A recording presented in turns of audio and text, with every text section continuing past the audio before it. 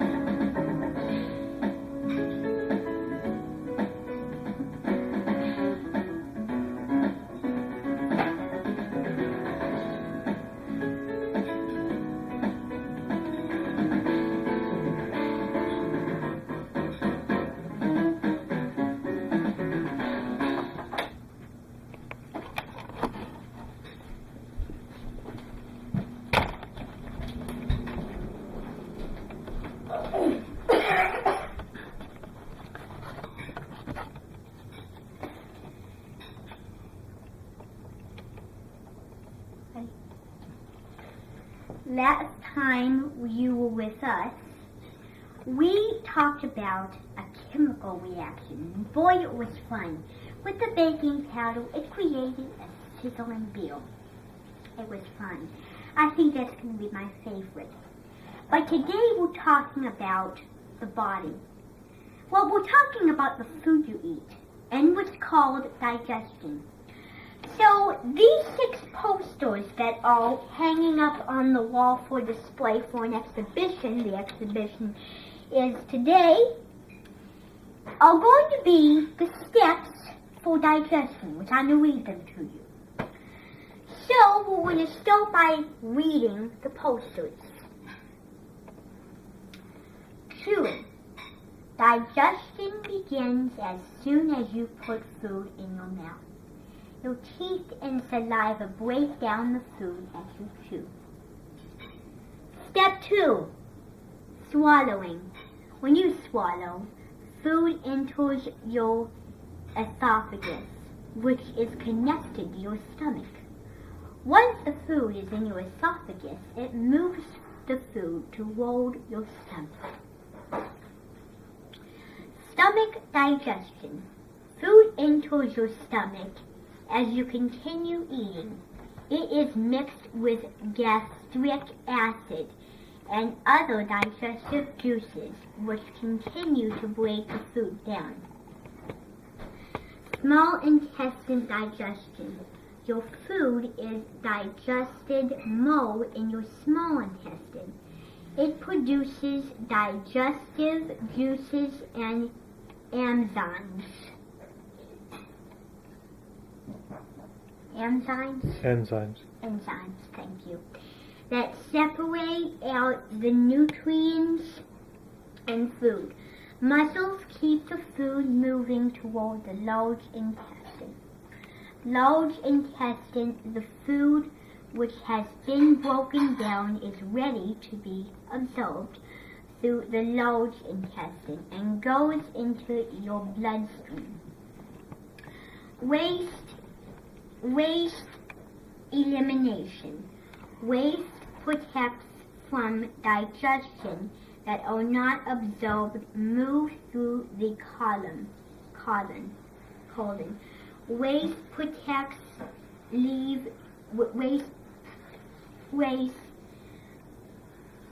waste products leave your body by bowel movements.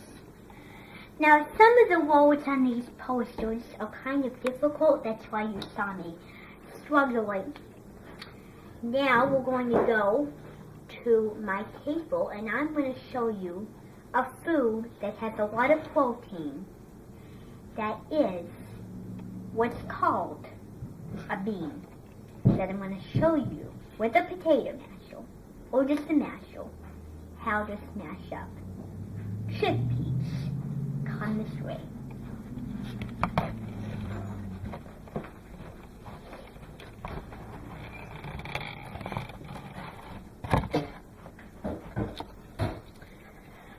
I know we just did the posters. I read the posters to you about the 6 steps of digestion. Now, I told you we were going to do chickpeas, and here they are. This is a lovely platter of chickpeas, and you see how good they are looking. And they're going to taste even better, and they smell, ooh, they smell good. And they're going to taste even better, but listen, this is not about tasting. Now, for paste like this, it can be very unappetizing looking. So don't do this for a really fancy get-together. Now, for the teeth, for the chompers in your mouth, we're using a regular potato masher, or just a masher, plain old masher. You can buy these in the tool section. You can buy them on the KitchenAid website, or you can buy them on a Kitchen Tool website, or online. So they come in all different sizes and shapes, and this is the one I had the most access to. So what's going to happen is it would be very silly if you did this in your mouth. So what's going to happen is the chickpeas got in your mouth. So let's pretend the chickpeas got in your mouth. Now we're going to mash them up. So mash them.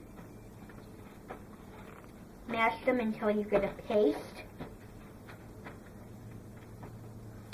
Now it's going to take a long time, so try to mash them very well. And sometimes you're not going to get a paste. So you do the best you can. But sometimes the paste is on the thing. Now we're talking, now we're getting a paste. So what you do is you're chopping up the beans. So this is our paste. Now, I'm going to scrape off all the paste with a fork because they can get on the thing sometimes. I'm not going to use my hands, but that's the way you should do it.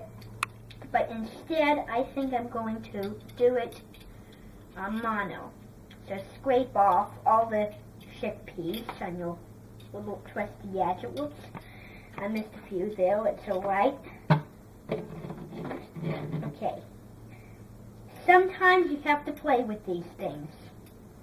And sometimes they get stuck, like this one's getting stuck. There. Whoops. Might have to even use my hands. There. Might have to use my hands for this job. As Marianne Esposito says, hands are the best tool in the kitchen.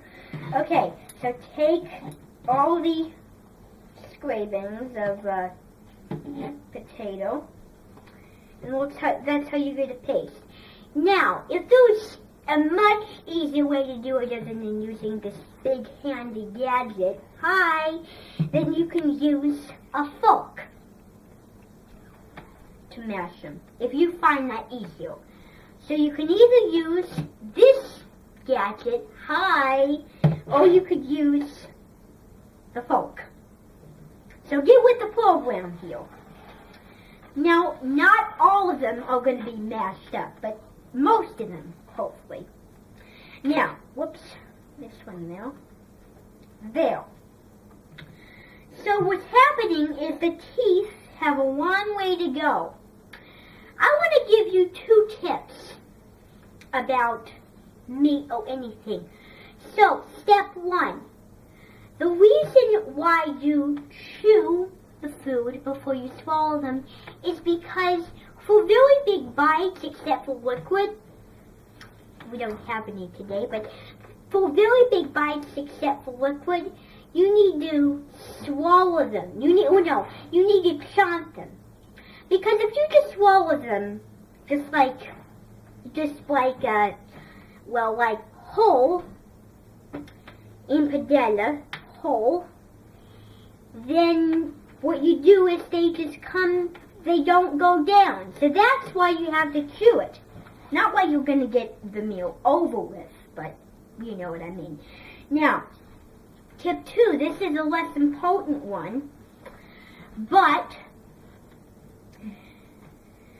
when you're cutting meats, maybe babies are picky eaters.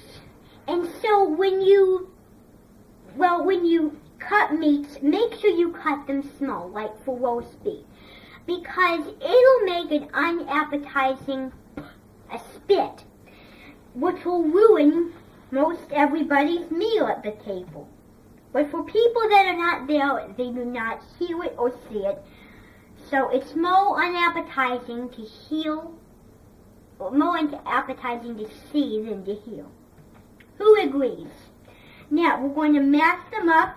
Ooh, look at that. That looks good. Now, this is your mashed beans. If you're making like a bean burrito, this would be really good. Really good indeed. So that is our episode today about digestion. I hope you enjoyed the first 3 episodes of the Science Experiment Show.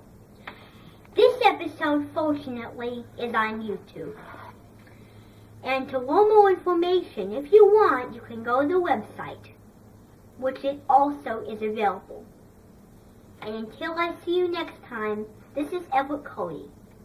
Wound.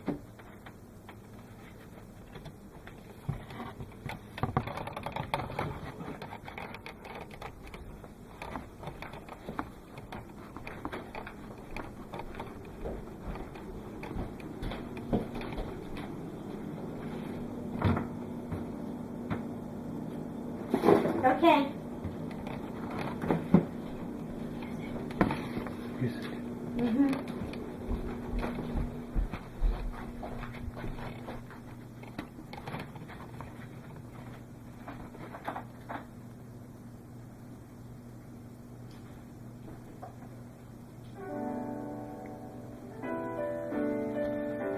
Funding for this program was provided by the local science.